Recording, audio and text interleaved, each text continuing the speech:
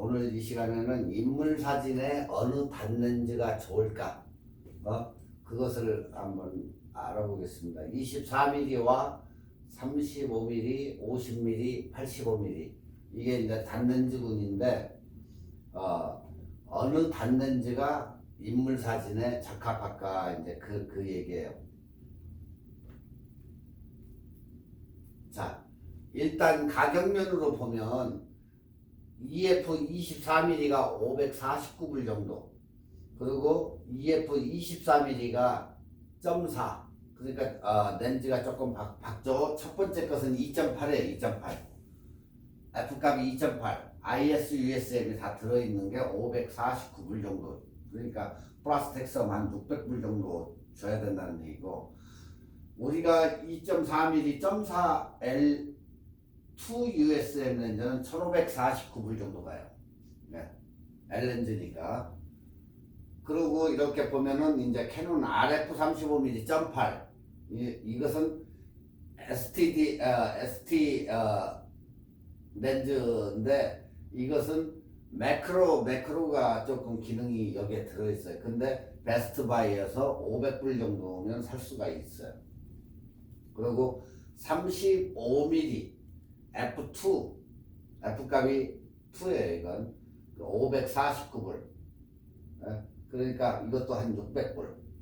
캐논 EF 렌즈 35mm 0.4 1339불. 이건 L렌즈니까 일단은 L렌즈 빨간 테두리가 간 것은 다 비싸다 이렇게 보시면 돼요. 50mm짜리 1.2, 그러니까 렌즈가 굉장히 밝은 거죠. 1299불. 근데 거기에다가 비해가지고 50mm짜리 0.4인데 이것은 349불. 성능이 아주 좋아요. 이게 뭐 나쁜 게 아니에요. 싸닥에서 뭐 나쁜 그런 점은 아니고, 그만큼 수치를 더 L렌즈는 수치를 잘 잡아내기 때문에 무겁고, 수치를 잘 잡기 위해서 렌즈가 많이 들어갔기 때문에 굉장히 무거워요.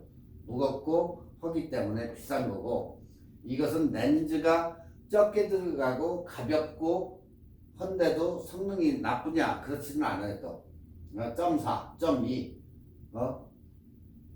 약간 차이는 있죠. 그 대신 이것도 349불인데 뭐 중고 같은 거 사면은 뭐 아주 싸게도 살 수가 있기 때문에 50mm 하나 정도는 가지고 있을 만해요. 그리고 우리가 이제 85mm군으로 이렇게 85mm 쪽으로 넘어오면 0.8짜리가 349불, 0.4짜리가 1499불, 그리고 0.2짜리 L렌즈, 여기도 L렌즈, 여기도 L렌즈인데 1339불, 85mm짜리가. 그러니까 이 가격대별이 이게 천차만별이기 때문에 여러분들이 고려해야 될 게 재정 상태에 따라 가지고 난 좀 좋은 걸 살 거야 하시는 분들은 그냥 L렌즈 쪽으로 선택을 하시면 되고, 그리고 이 L렌즈를 쓰는 이유는 그만큼 수치가 좋기 때문에 그걸 쓰는 이유예요. 근데 그렇다고 해가지고 나머지 걸 쓴다고 해가지고 그렇게 막 사진이 안 나오느냐, 그건 아니에요. 그렇기 때문에 뭐 약간 크게 확대를 했을 때는 약간 편차가, 전 시간에 배워서 알겠지만 약간의 오차는 있지만 육안으로 그렇게 보이지는 않으니까. 그런데 이제 사람들 욕심이 딱 가지고 다닐 때 어깨가 조금 올라가느냐 어깨가 좀 처지느냐, 그 차이예요 이게. 그렇지만 사진으로서는 그다지 그렇게 완전한 차이는 뭐 세밀하게 보면 나타나겠지만은 그다지 그렇게 차이는 별로 없다. 그러니까 싼 거 써도 무방을 하다. 네. 그러니까 뭐 85mm짜리 뭐 400불짜리 쓴다고 해가지고 뭐 누가 뭐 저거 하지는 않아요. 여러분들 생각이지 그건. 자, 우리는 항상 렌즈나 카메라를 살 때 가격 대비 성능을 항상 우리가 생각을 해요. 가격 대비 성능. 싼 가격에 사서 성능이 아주 좋은 거. 카메라마다 여러분이 바디를 살 때에도 각 카메라마다 특성이 있어요. 특성. 어느 것은 실내에서 잘 찍힌다든가 어느 것은 밖에서 이렇게 잘 찍힌다든가 그런 특성들이 있기 때문에 우리가 항상 생각하는 게 가격 대비세 싸고 성능 좋은 것을 많이 찾아요 사람들이.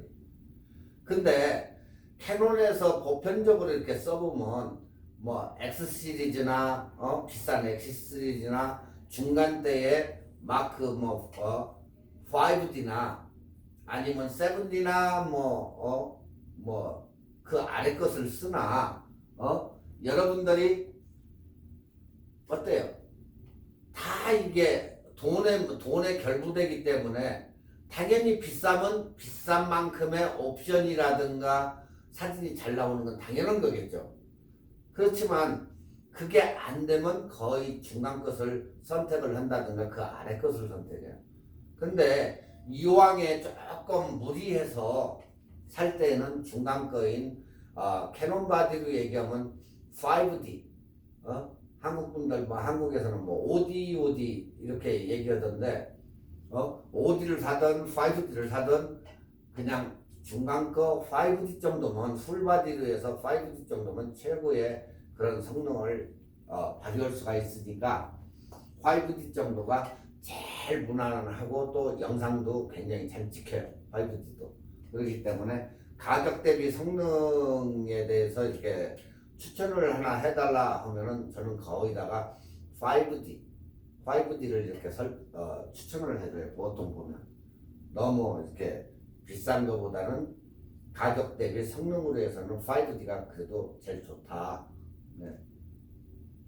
자, 전 시간에도 얘기했지만 우리가 광각과 표준과 준 망원기가 있는 85mm 네? 인물 사진으로서는 거의다가 여기에요.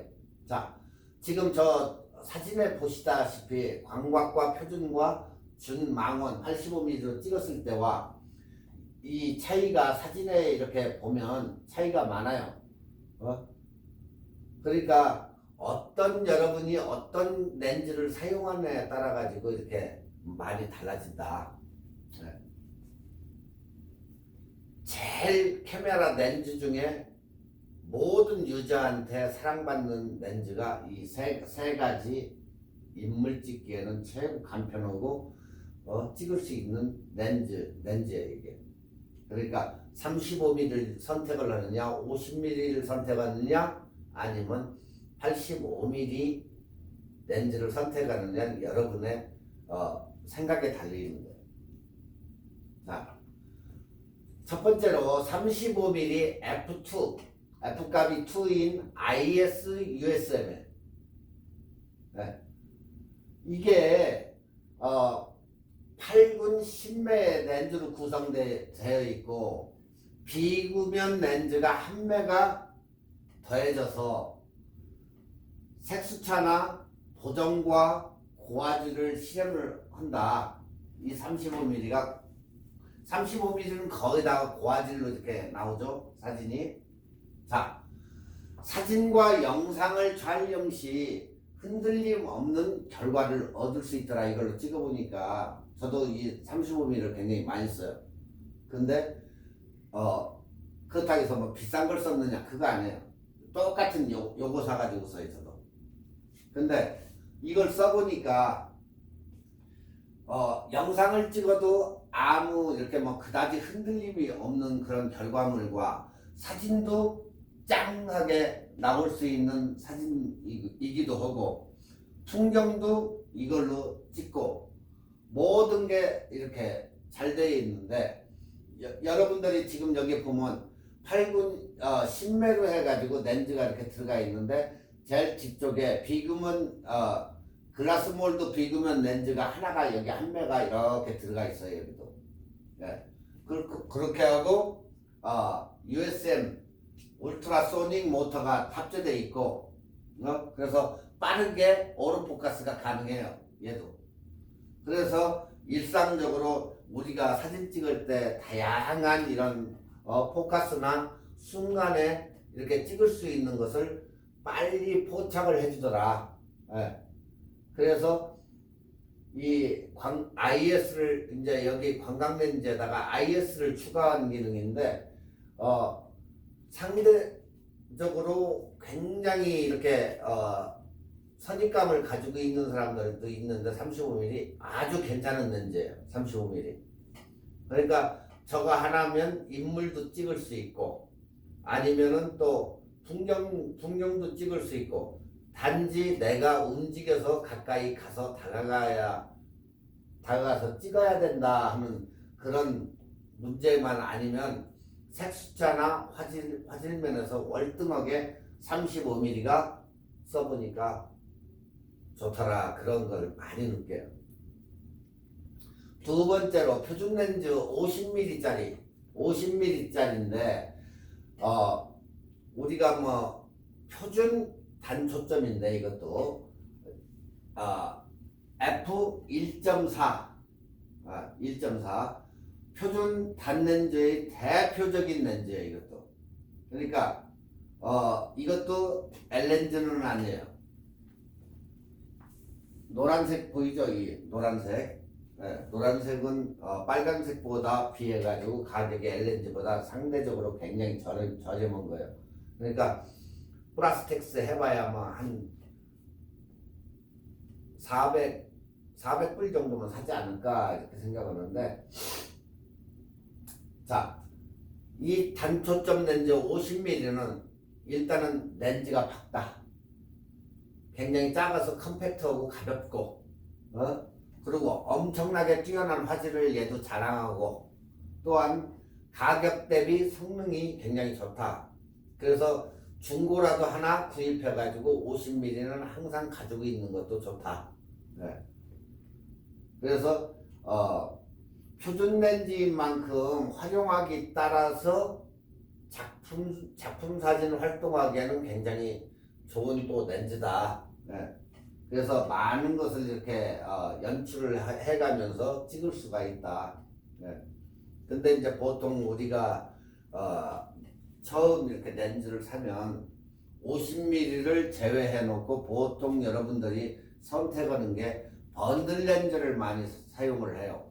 2사에 뭐 70mm라든가 뭐 2사에 뭐 135mm라든가 그거 하나면 다 되니까 이게.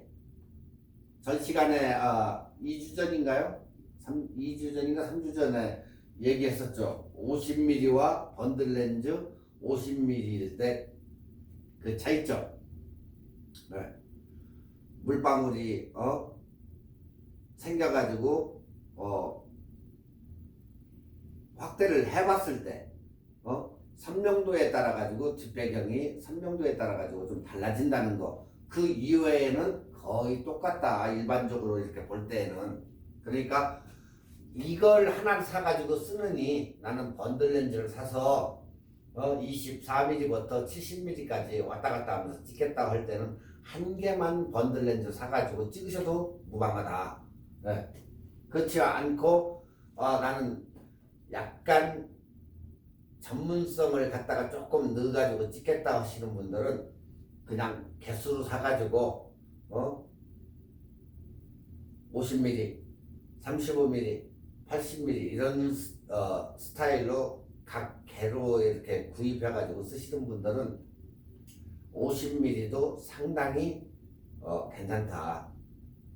자, 여러분들이 카메라 바디를 갖다가 5D나 이런 걸 쓰실 때는 그냥 50mm면 50mm가 되겠지만 그룹 바디를 사용하시는 분들 7D나 그 아래 것들을 사용하시는 분들은 50mm를 끼면은 85mm 정도가 나오겠죠. 그러면 그것을 감안해서 50mm로 사용하려고 하면 35mm를 껴야 50mm로 사용한다는 거 그거 인지하시면 돼요. 자, 다음은 50mm 풀프레임과 80mm 그룹바디. 지금 여기에서 나오는 그 화각인데 50mm 화각일 때와 80mm 화각일 때와 이렇게 달라진다. 50mm 풀프레임일 때는 이 정도의 화각을 갖지만 80mm일 때는 요 정도의 주음기가 있기 때문에 달라진다. 그래서 풀프레임에서는 표준 화각으로 쓴다 이걸. 예. 그러니까 50mm짜리를 그룹바디에 끼면은 80mm가 이렇게 나오더라. 네. 그러면 인물 사진용으로도 적합해진다.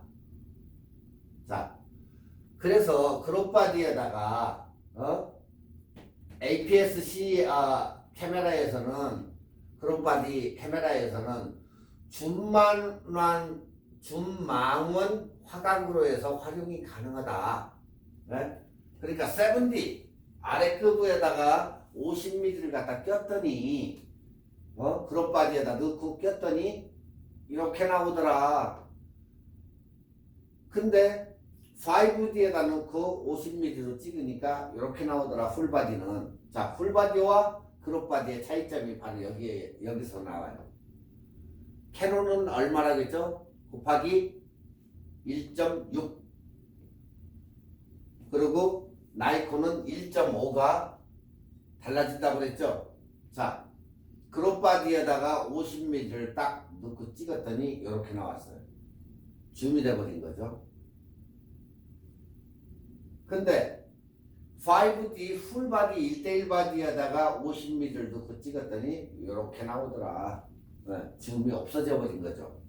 그 차이가 있는 거예요. 이렇게 이해하시겠죠? 여러분들은 지금 계속해서 이것을 배웠기 때문에 잊어버릴 수가 없겠죠. 그룹이 이렇게 생긴다. 네.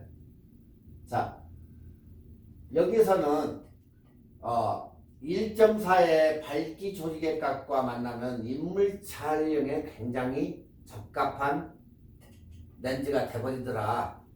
그룹바디에다가 50mm를 갖다가 딱 껴가지고 찍었더니 약 80mm의 렌즈가 80mm로 변한 거죠. 결국에 플러스 F값이 0.4이다 보니까 굉장히 조직의 값이 밝아지니까 이렇게 굉장히 깨끗한 사진이 나오더라. 50mm짜리가. 네, 그 얘기예요.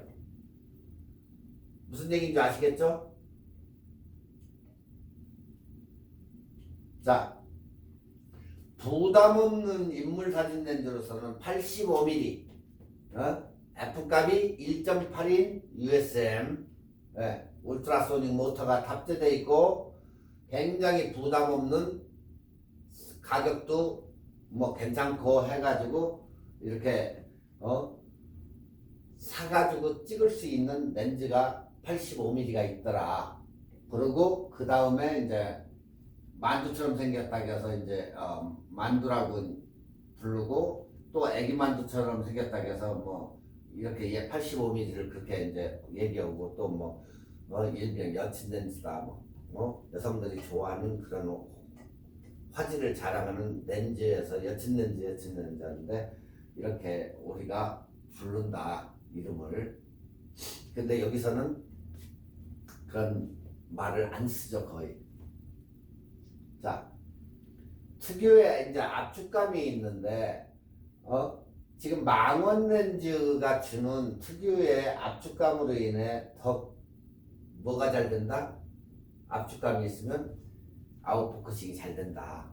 자, 지금 줌 렌즈로 해가지고 이렇게 해서 근경과 인물을 놓고 원경 이렇게 저 멀리 있는 거, 그 다음에 중간에 인물, 그 다음에 앞쪽에 있는 꽃 해가지고 이렇게 찍으니까 망원 렌즈가 어떻게 변했느냐? 딱 찍어놓고 보니까 인물은 그대로 살았어요. 앞에는 아웃포커싱이 싹, 원경도 아웃포커싱이 이렇게 싹 돼가지고 85mm는 특유의 이렇게 압축감을 보여주더라. 그러니까 어때요? 아웃포커싱이 굉장히 잘 된 거죠 지금. 네. 인물은 그대로 살아있고 원경과 근경이 뽀샤시하게 변해버린 거예요 지금. 네. 그러니까 특유의 압축감이 있더라. 자, 이렇게 해서 사진을 찍어보니까 똑같은 거 85mm 0.8로 해서 찍어봤더니 어때요? 이렇게 해서 찍어보니까 여러분들도 한번 찍어보세요.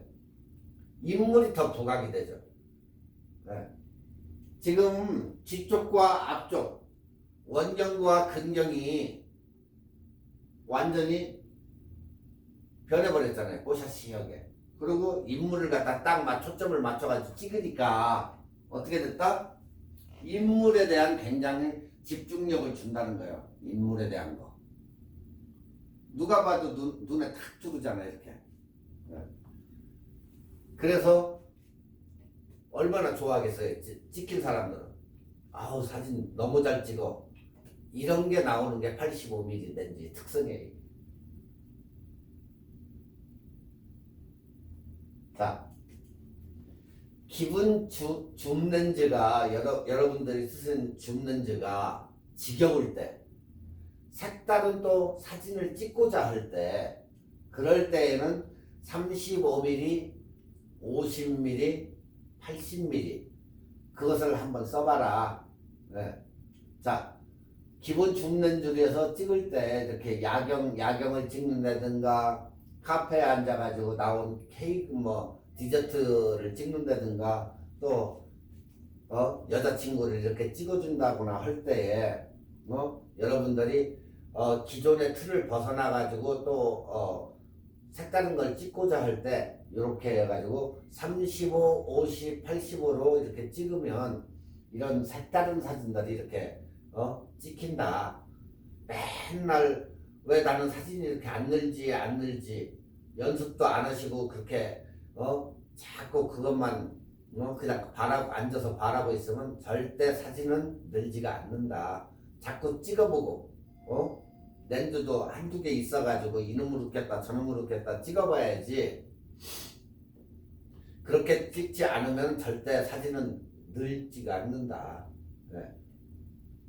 그러니까 찍어본 사람과 안 찍어본 사람하고 그게 틀리는 이유가, 찍어본 사람은 35mm가 어떻게 나온다는 특성을 알아요. 대충 찍어보면. 그리고 85mm는 어떻게 또 된다는 것도 알고. 지금 여기서 딱 특성이 뭐예요? 35mm는 근접 촬영에 굉장히 특화되어 있고 화각이 넓어서 가까이에서 찍어도 넓게 나온다. 85mm 아웃포커싱이 굉장히 특화되어 있고 또 인물 사진을 찍으면 인물이 부각되고 나머지는 아주 부드럽게 그냥 자동으로 저렇게 싹 뭉개져 나온다. 아웃포커싱이 최고로 잘 된다 하는 것을 알잖아요. 그렇지. 그것을 갖다가 안 찍어본 사람은 어떻게 알겠어요. 그러니까 여러분들도 자꾸 찍어서 여러분 것을 만들어야 되지, 절대적으로 안 찍고 안 해보면 이 렌즈가 무엇다 쓰는 건지 그것도 모르고 그냥 붙어 있으니까 그냥 가서 찍지, 이렇게 돼버려요. 그래서 한 번씩 찍어보라는 거예요. 조금 약간 투자를 해서. 그렇다고 해서 중고 사면 안 된다는 얘기도 아니에요. 중고도 이베이 같은 데 많이 나와 있으니까. 그리고 이 동네 그 페니세이버나 이런 데 보면은 중고 파는 사람들도 많이 있어요. 그런 놈을 사가지고 한 번 썩 구입해가지고 찍어보면 괜찮아요. 그리고 이 중앙일보나 이런데, 한국일보 이런데 보면, 웹사이트 보면은 거기에도 한국 분들이 가끔 내놓는 거 있어요. 렌즈들. 그런 게 잘 컨택 하셔가지고 싸게 사면 괜찮은 렌즈를 구할 수가 있어요. 그래서 우리가 렌즈를 구입해서 색다른 그런 색감이나 아니면 색다른 이런 프레임을 얻기 위해서는 이렇게 바꿔서 한번 써보는 것도 굉장히 좋아요. 자, 캐논의 단렌즈 베스트셀러 3인방 이렇게 얘기하는데 그게 바로 35, 50, 85예요. 그러니까 여기에서 찍어가지고 여러분의 사진, 여러분만을 위한 그런 감성을 표현을 해보는 게 굉장히 좋다, 그 얘기예요. 네. 아시겠죠?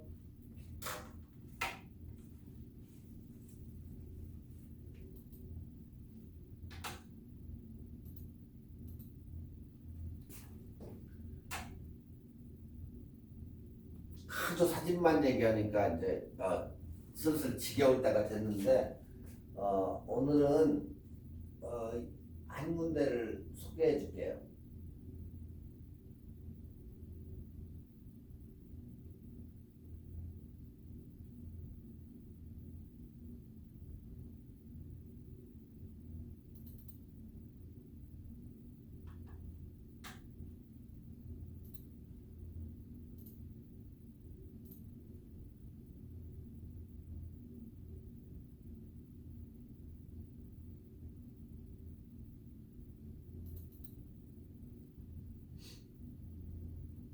자, 우리가 서부 해안을 따라 가지고 샌프란시스코까지 가는 일본 고속도로가 있어. 일본 고속도로. 그러니까 해변가를 끼고 계속해서 올라갈 수 있는 그런 데가 일본인데, 일본을 샌디에고에서부터 출발을 하면 샌프란시스코까지 가는데, 이게 이쪽에서 아래쪽에서 우리 쪽에서 올라가는 쪽으로 이렇게 타고 올라가면 쿠리에 안쪽으로 가기 때문에 바깥에 내려다 보이지가 않아요. 반대로 위에서 아래로 내려올 때는 해변가 쪽으로 붙어서 내려오기 때문에 상당히 만족스럽게 구경을 하면서, 운전자한테는 조금 위험하지만 옆에 탄 사람들은 굉장히 구경을 잘 하겠죠. 그러니까 위쪽에서 올라가서 아래쪽으로 샌디에고까지는 그 여러분들이 저보고 거의 여기 LA까지만 온다고 쳐도 굉장히 볼 데가 많아요. 또 근처에 들릴 때도 많고. 그렇기 때문에 여러분들이 한번 요즘 코로나도 뭐 조금 덜 기승부리고 하니까 한번 나가볼 만한 데가 일본 국도. 아직은 뭐 395번 쪽은 뭐 아직은 뭐가 없기 때문에 이제 가을 초입이 돼야 그쪽은 가니까 그때 이제 다시 얘기해 주기로 하고, 일단은 일본 고속도로에서 이제 샌디에고에서부터 시작을 하면, 샌디에고는 뭐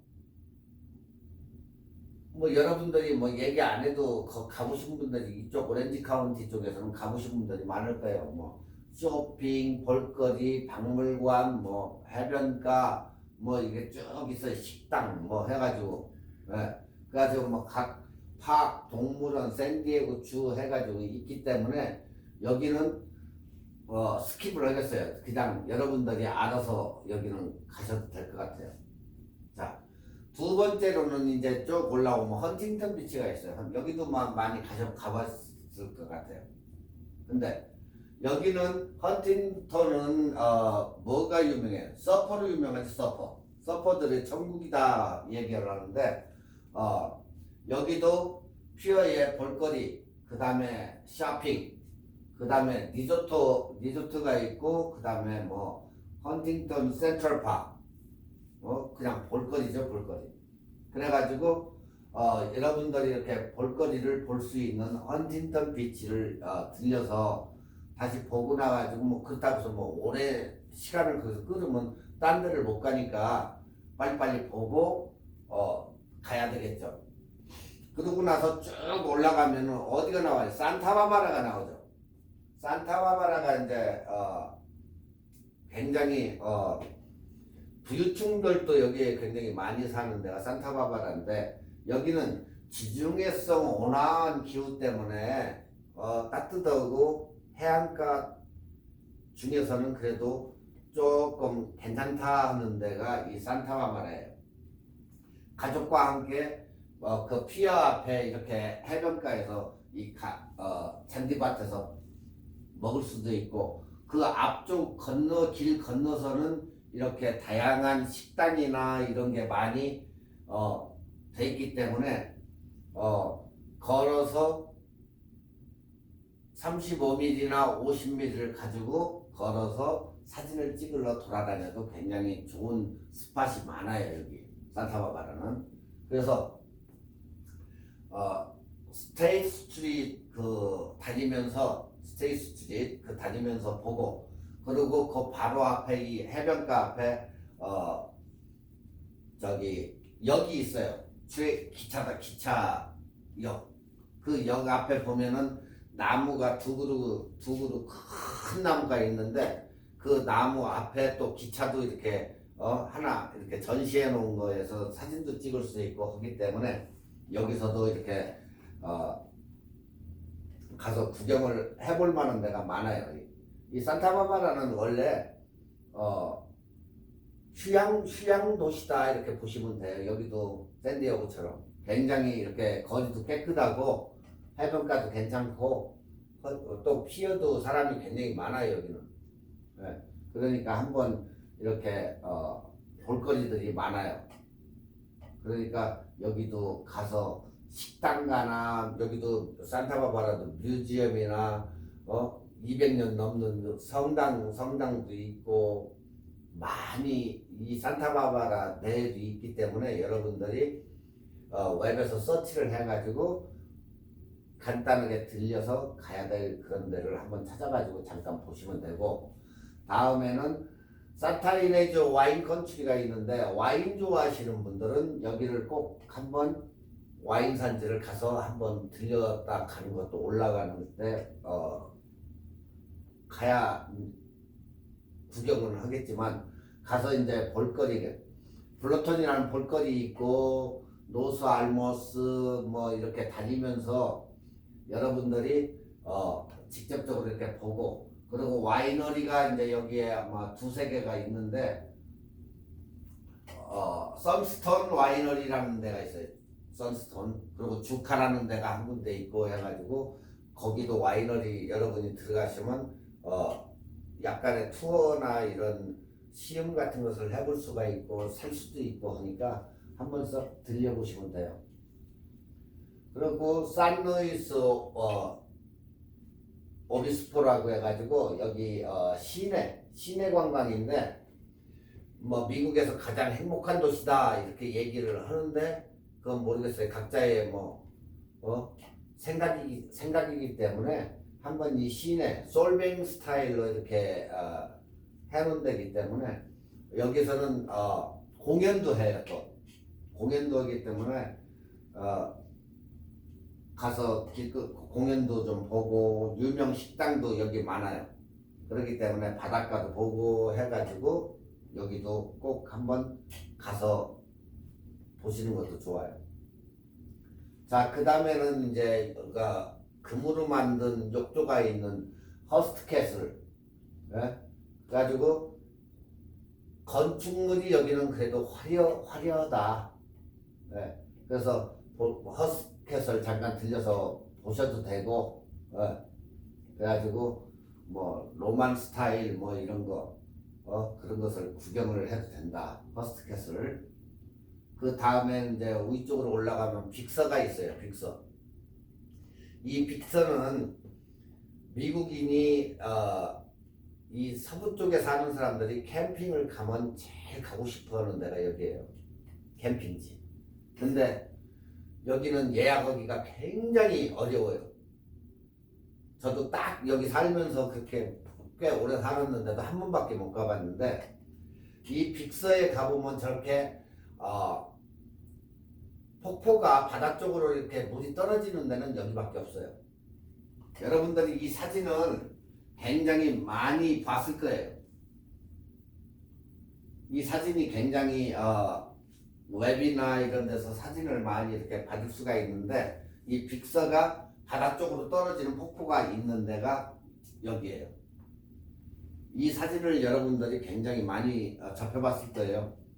그래서 이 빅서에 가면 이런 것도 있고 바다에 이제 저 해변가 쪽에 보면은 바다에 그 뭐 입장료 내고 들어가는 데가 아니니까 가보면은 바다 이런 바위가 아치로 돼 있는 데가 있어요. 또 아치로 돼 있고 하기 때문에 그런 데 가서 이 바다 배경으로 해가지고 사진 찍으면 멋있어요. 그런데도.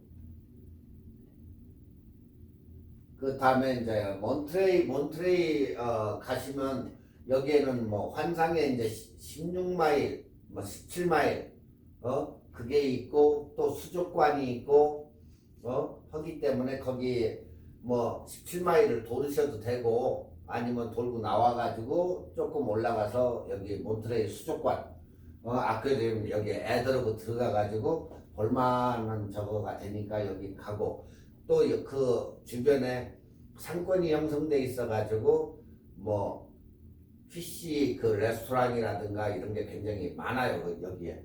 그래서 여기에 가서 또 보시면 될 거예요. 여기는 볼거리가 굉장히 많아요 여기도. 그 다음에 이제 사나크루즈인데 여기도 약간 매력적인 해변이다 보니까 한번 가는 길에 이렇게 한번 들려보면 좋아요. 그러니까 토요일 날 일찍 출발해 가지고 한번 쭉 올라갔다가 하루 뭐 샌프란시스코 자고 뭐 그 다음날 내려와도 되고 하니까 한번 썩 이렇게 뭐 기차라든가 막 바닷가 뭐 해가지고 한 번 썩은 가서 이렇게 볼만한 데이기 때문에 산타크루즈도 한번 들려보시면 좋을 것 같아요. 자, 그 다음에 이제 샌프란시스코를 가면은 이제 우리가 이제 보는 게 여기는 전차, 그리고 지금 보시는 저 집들이 저기 앞에 팍인데 팍 앞에 이렇게 집들이 똑같은 집들이 쫙 있는데 이게 명물로 등장을 해가지고 요거 그 다음에 꽃길 있죠. 지그재그로 내려가는 꽃길.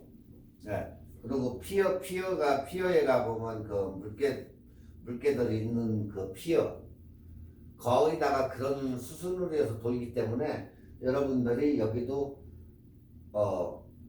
웹사이트 참고하셔가지고 한번 가볼 만한 데예요. 그리고 이제 금문교 건너서 산 위로 올라가서 거기에서 이제 뷰포인트가 있는데 거기에서 한번 보시고 한번 가보시는 게 좋아요. 골든게이트 보시는 것도. 그래가지고 넘어올 때는 일단 돈을 내야 되는데 요즘 돈을 안 받는 것 같아요.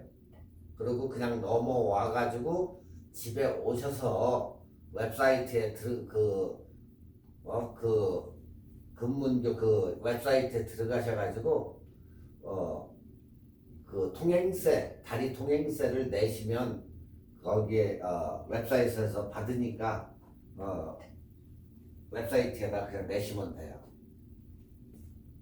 자, 지금 이렇게 보면은 우리가 이 아래쪽이 저쪽 사진이 샌디에고에서부터 샌프란시스코까지 7시간 55분이 나와요. 가는 거리만.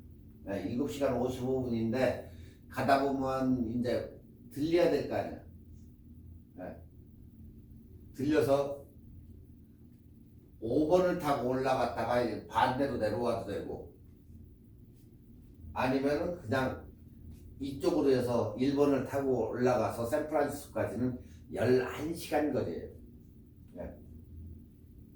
그러니까 거의 하루를 소비한다고 생각을 하고 그러고 구경을 하면서 쭉 올라가시면 될 거예요. 거의 600마일이니까 마일 수는 그러니까 한 번씩 이렇게 구경하시면 좋을 것 같아요. 일본 도로가 굉장히 멋있어요. 또 다니면 그 다리 있는 데 가서 또 가다가 보면 그 다리 건너면서 사진도 찍고 하다 보면 좋은 데가 많아요. 그러니까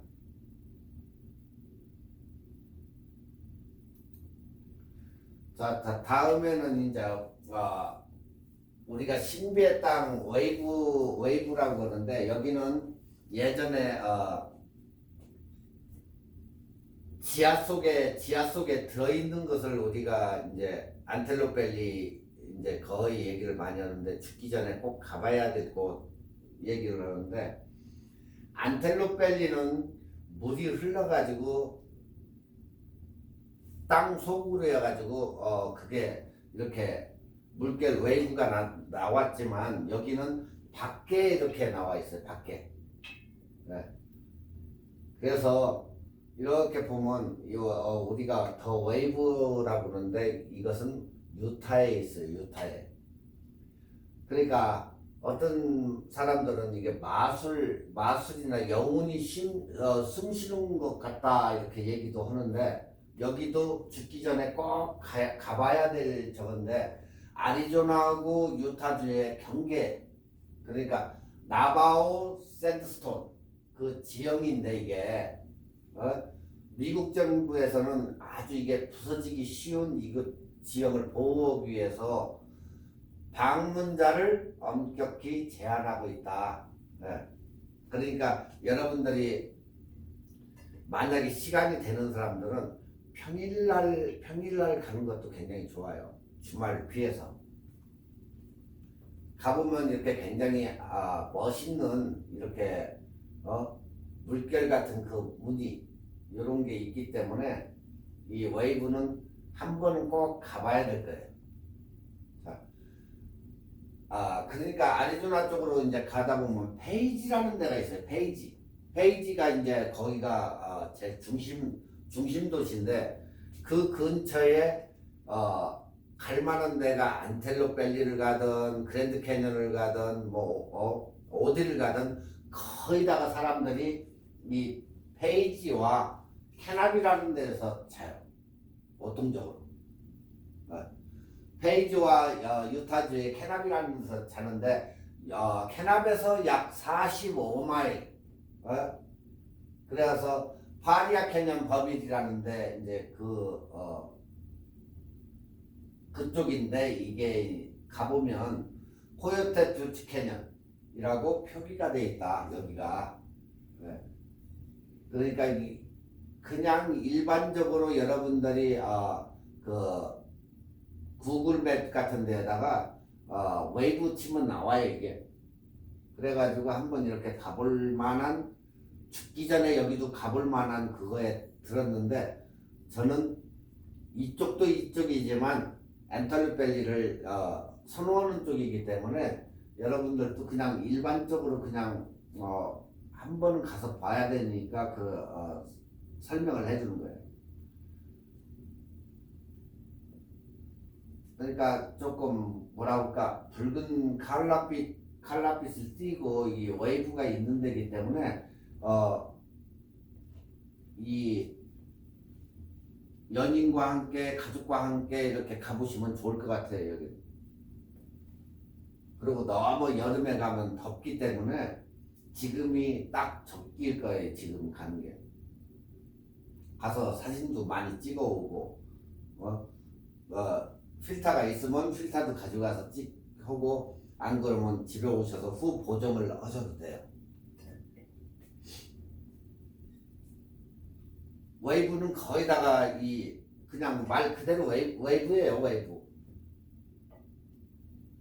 자, 여기는 이제 출발점에서 표지판이 없는 3마일을 모래와 바위길을 찾아 들어가기 쉽지는 않지만, 여러분이 한번 갔다 오면 평생 황홀감을 느끼실 수가 있을 거예요. 지금 이제 뭐 입구로에서 들어가는 저건데, 이렇게 가서 보면 이러한 사진을 여러분들이 작품이 될 만한 사진을 찍을 수 있을 거예요. 그러니까 약간 보정 후보 1:1 RAW도 찍어와야 되겠죠. 여기는 JPG도 찍지 말고, 그리고 후 보정을 해서 약간 컬러도 살리고 좀 해가지고, 이건 지금 자연 컬러를 살린 게 아니고 자연 그대로 있는 건데, 햇빛이 어떻게 비치느냐 각도에 따라서도 달라지니까, 잘 판단해가지고 화강 정도 이렇게 살게 그렇게 찍으시면 될 거예요.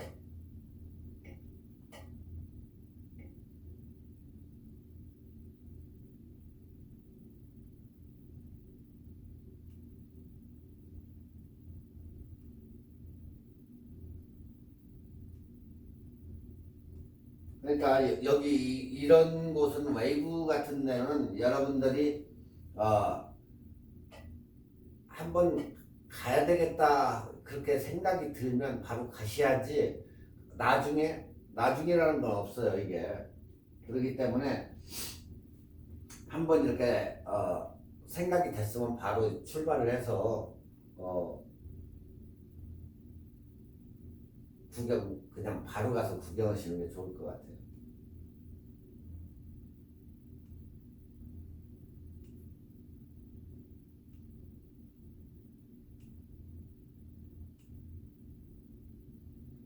자, 여기는 웨이브가 있는 코요테부츠 북쪽인데 하루에 여기도 20명석 들어갈 수 있어요. 20명석 들어가는데 온라인으로 해가지고 4개월 전에 여기다 신청을 하면 추첨을 해요. 추첨을 해가지고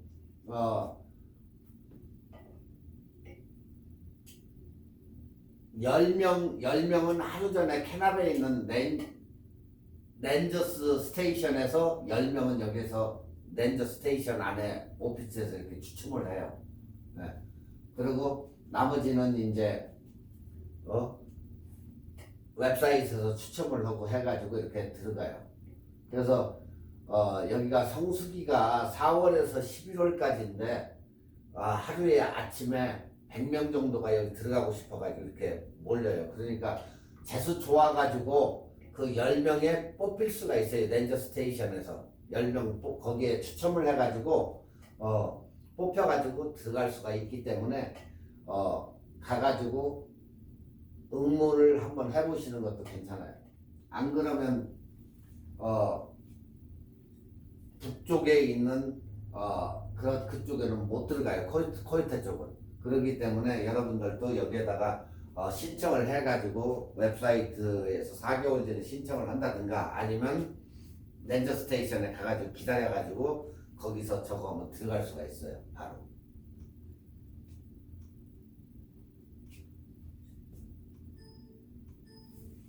자, 여기까지 이제 웨이브를 설명드렸는데 한번 가실만한 그런 데예요, 저희가. 그렇기 때문에 한번 꼭 가보세요, 거기.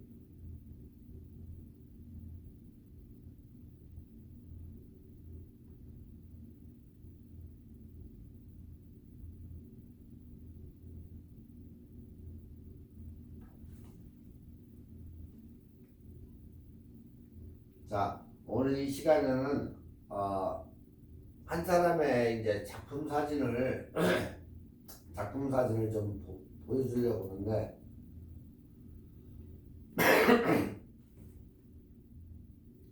제가 개인적으로 굉장히 좋아하는 사람인데 이 사람도 지금은 전문 작가예요. 유튜브나 이 웹에 보면은 이 사람 RN이라고 해가지고 사진가인데 이 사람도 굉장히 사진을 잘 찍어요. 지금 캐나다에서 살고 있는데 이 사람은 내 이름은 RN 루드작이고 캘거리에 위치한 캘거리 아시죠? 캘거리에 위치한 독학한 패션 라이프 스타일 사진작가다 나는. 그리고 나의 스타일은 낭만적이고 예술적인 것을 묘사를 한다 자기는. 그래서 가볍고 부드러우며 색감과 질감 그런 것을 가지고 노는 것을 좋아한다 나는. 그리고 확실한 사람들을 찍는 것을 가장 좋아한다. 네. 그리고 나는 내 모델이 이미지에서 두드러지게 보이도록 노력을 한다. 네. 그리고 배경이 그림의 초점을 절대 압도하지 않도록, 이게 굉장히 중요한 얘기예요. 배경이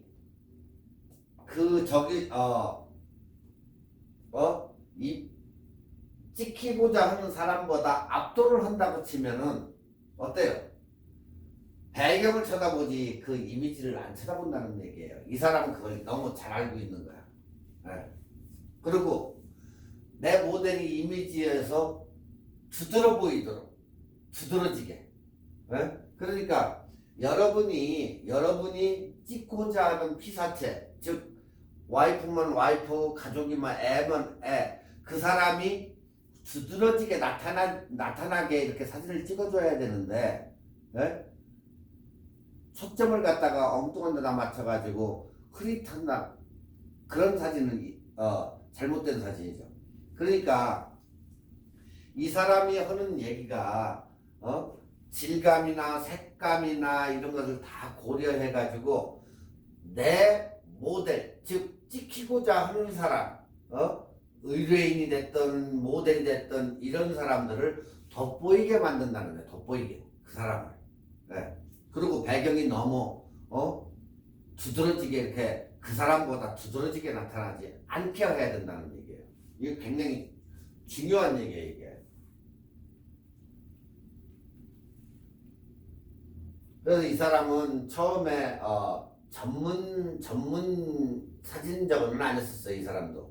그러다가 어렸을 때 사진 카메라를 사가지고 찍다 보니까 지금 굉장히 전시회도 많이 하고 이런 전문 사진가가 됐는데 이 사람은 자기의 의뢰하는 사람을 위해서 그 사람을 돋보이게 사진을 찍어주는 그런 작가예요. 자, 지금 이렇게 보시면 사람이 자기가 찍히는 모델이 됐던 또 의뢰를 해서 찍던 사람을 엄청 돋보이게 찍어줘요, 이 사람은. 가만히 이 사람 사진을 이렇게 보면 그게 느껴져요. 여러분들 가만히 이렇게 보면 인물들이 굉장히 돋보이게 이 사람도 이게 85mm로 찍은 건데 굉장히 돋보여요. 자, 여기서도 지금 뭘로 찍었어요? RAW로 찍었죠, 사진을. RAW 찍어가지고 에디트해가지고 비포 애프터예요. 네. 여기서도 지금 이렇게 해가지고 사진을 이 사람들 찍어가지고 이렇게 하는데 이제 이 사람한테 뭐 결혼식이나 뭐 이런 것을 의뢰를 할 거 아니에요. 그러면 비치고 바닷가고 가가지고 이렇게 사진을 찍어줘요, 이 사람이. 네. 그래가지고 이런 식으로 해서 사진을 찍는 거예요. 구도를 여러분이 구도야 뭐 딱 적었는데 구도를 봐도 딱 알 수가 있잖아요. 쉽게. 네.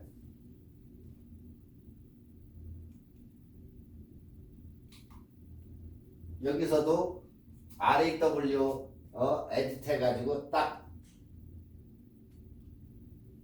자, 여기에서 여러분이 느껴야 될 건 예전에도 공부를 했겠지만 카메라에 있는 옵션에 가서 보면은 RAW라는 게 있어요. RAW. 그리고 찍어서 그림을 위해서 바로 JPG로 하면은 사진을 갖다가 디지털로 변환시켜 가지고 그냥 그림으로 해버리면 나중에 여러분들이 그걸 갖다가 픽스를 할 때에는 콘트라스트밖에 못 만지니까 일단은 찍을 때에는 여러분도 RAW로 찍어와 가지고, 그러니까 RAW는 즉 내가 찍고자 하는 그 대상을 갖다가 1대1로 그대로 RAW 저장을 해.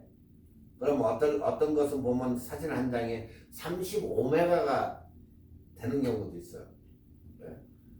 보통 우리가 사진 한 장 찍으면 뭐 4메가, 5메가 거기서 왔다 갔다 하죠. 7메가 근데 이 RAW는 웬만한 가지고 몇 장 찍어 제끼면 어떻게 돼요? 사진이 메모리가 풀이 돼 버리겠죠. 그 차이가 있기 때문에 사람들이 보통 JPG 라지로 찍는데 RAW로 찍어가지고 후 보정을 집에 가서 하면은 여러분들이 JPG로 찍었을 때와 RAW로 찍었을 때와 엄청난 차이를 느껴요.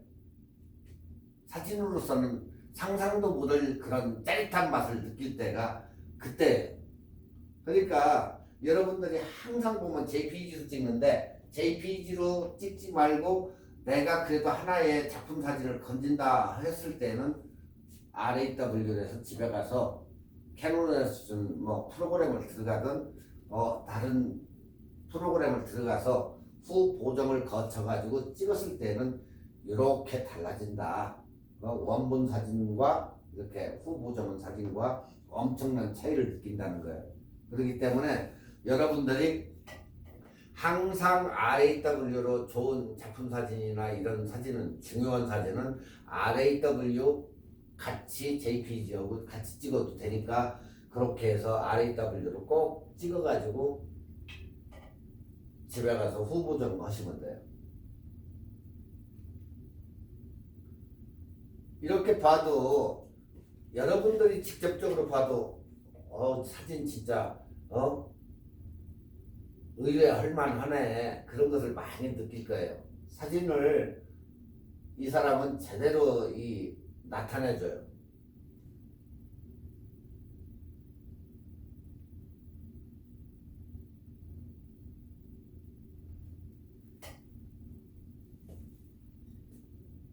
그러니까 여러분들도 이런 사진을 이렇게 보면서 어떻게 찍었는지 구도는 어떻게 잡아가지고 찍었는지 그런 것을 가만히 봐보세요. 예? 뭐 대각선 구도를 찍었는지 아니면 S자로 찍었는지 그것을 보면은 딱 여러분들이 그걸 도움이 많이 될 거예요. 자, 보편적으로 우리가 구도하면은 어때요? 이 사람도 지금 이 사람이 몰라서 이렇게 찍었겠어요? 앞쪽에다 공간을 안 두고 보통 우리가 같으면 여러분들한테는 배울 때는 그렇게 알려주지만 나중에 창조해서 찍으라고 하잖아요. 자기만의 창작으로 해서 보통적으로 이렇게 하면 이 공간을 여기다 안 뒀겠죠. 근데 왜 이 공간을 뒀느냐? 이 사람 시선 처리가 이쪽으로 갔기 때문에 이쪽에다 둔 거예요. 지금 보통 같으면 여기다 두고 이 공간을 썼을 텐데 이 사람의 시선이 이쪽으로 향했기 때문에 여기다 공간을 두는 게 맞다. 네.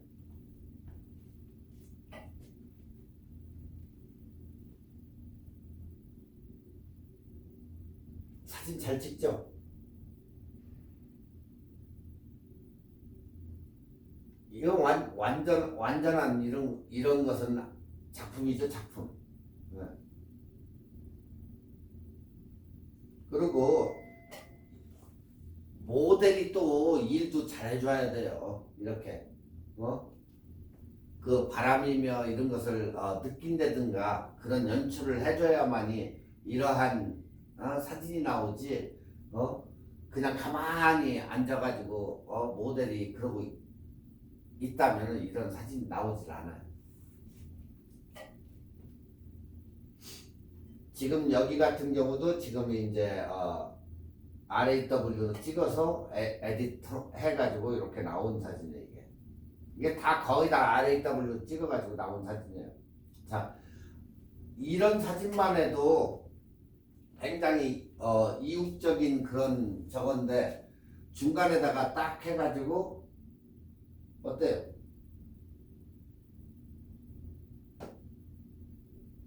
사진 보면 굉장히 좋잖아요.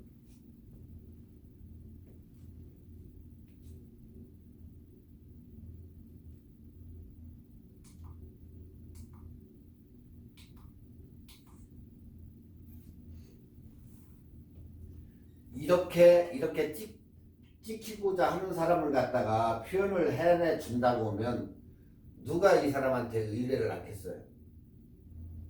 이 사람은 그걸 굉장히 생각을 해가지고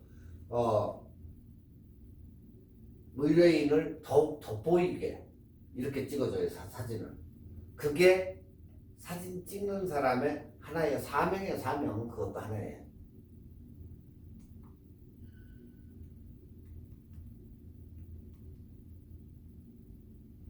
나중에 이 사람이 이 장면을 이 모델인데 이 장면을 찍기 위해서 어떻게 영상이 있어요. 이거 어떻게 찍는지 그 영상을 나중에 한번 보여드릴게요. 잘 기억했다가 나중에 어떻게 해서 이 사진이 이렇게 나오는지 일단 사진만 이렇게 감상하시고 구도가 어떻게 되고 어떻게 해서 어느 것을 이렇게 위에서 내려가지고 걸쳐가지고 찍었는지 여러분들은 그런 것만 이제 보시고 모델이 어떻게 포즈를 취했는지 그런 것만 보시면 돼요.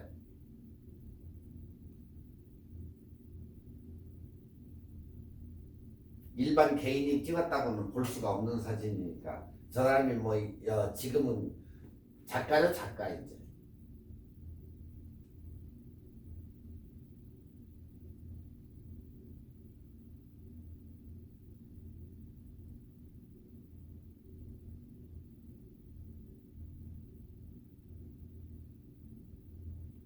지금 이 사진 같은 경우는 반짝거리는 그 불 있죠. 네온 이거 크리스마스 트리 그 등을 갖다가 이렇게 해놓고 바짝 당겨가지고 찍은 사진이에요. 네. 복개 사진 찍듯이 이렇게 찍어가지고 만들어 놓은 사진이기 때문에 저기 찍는 지금 보이잖아요. 그걸 그렇게 찍어가지고 이렇게 만든 거예요. 그러니까 단순하면서도 아이디어가 무지 좋은 거지.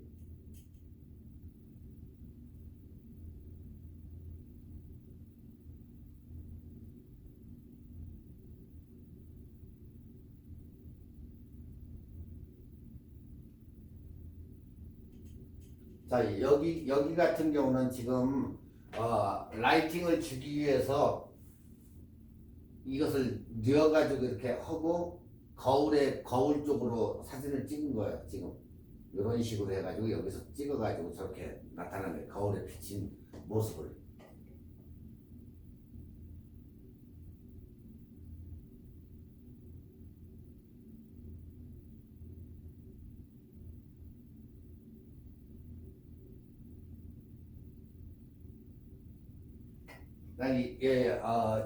제가 이렇게 생각하는 그런 관점은 이 사람 사이트에 이제 자주 왔다 갔다 하면서 뭐 사진을 보지만은 사진을 웬만한 사람보다 뭐 작가들 중에서보다도 굉장히 잘 찍어요, 이분이. 네? 굉장히 잘 찍고 확실히 찍히는 모델 피사체를 갖다 돋보이게 만들어주는 건 사실이에요. 그러니까 딱 쳐다보면 시선이 모델한테 바로 가버려요. 이런 사진은.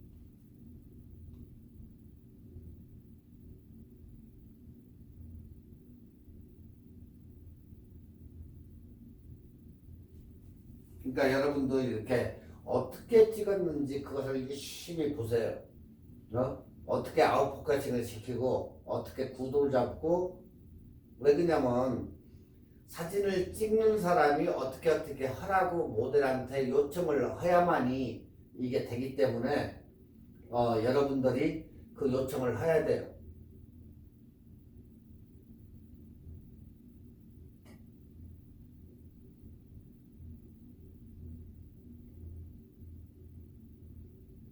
지금 이 사진을 보더라도 이 사진을 이렇게 보세요.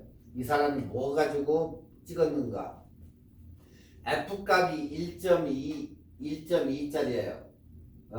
그리고 ISO는 800을 줬어. 그리고 320분의 1초를 줬고 캐논 5D 마크 3로 찍은 거예요. 그리고 렌즈는 85mm F1.2. 자, 그러면 아까 얘기한 제가 얘기한 진영 캐논 카메라 5D를 썼단 말이에요. 5D 마크 3를 사용해다가 거기다가 85mm 어느 렌즈죠? 좀 전에 배웠잖아요. 인물 사진용으로 해서 찍은 거예요, 이게. 네. 그러니 그걸 여친 렌즈라고 않겠어요? 인물 전용 사진 렌즈로 해서 찍은 건데 이게. 이 정도로 사진이 잘 나온다는 얘기예요. 85mm가. 그러니 85mm를 안 써본 사람들은 그걸 그 가치를 모르기 때문에 그래서 85mm를 한번 사용을 해보라고 하는 이유가 바로 여기 있는 거예요. 사진이 얼마만큼 잘 나오는지. 그러니까 여러분도 저 정도면은 F값이 1점이고 ISO는 어둡기 때문에 약간 올려서 찍은 거죠. 800을 줬으니까. 그리고 셔터 스피드는 320분의 1초를 줬고 그렇게 해서 찍어가지고 이렇게 나왔구나 하는 것을 알 수가 있잖아요.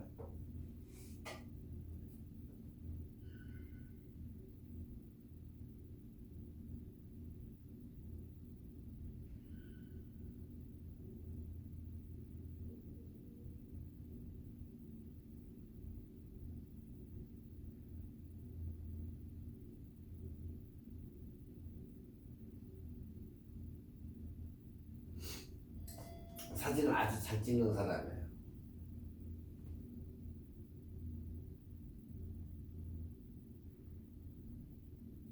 이게 아까 이제 이국적인 그 모델인데 제가 이게 어디에 영상이 이걸 찍는 영상이 있어요.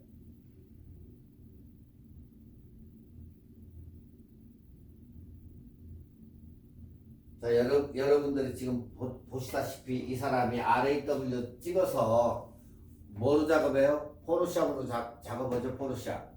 아도비 포토샵으로 해서 후보점을 거치는 거예요. 이 사람도. 그러니까 일단은 찍어온 사진에서 포토샵을 거치니까 어때요? 화감이 여기서 살아나잖아요. 좀 다크하게 주니까.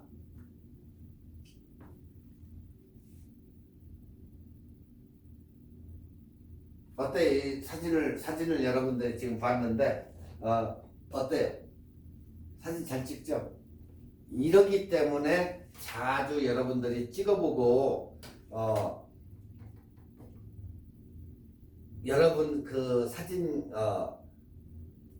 사진이 여러분 것이 되게 만들어야 되는 거예요. 그러니까 자주 찍어봐야지. 이게 안 찍어보면 어떻게 되는지, 어떻게 조리개가 열리는지 이게 감으로 안 와요. 근데 자꾸 찍어보다 보면 이 감이 여러분들 이 손끝에까지 느껴질 그런 저희가 와요. 그리고 뭐 사진이 안 는다?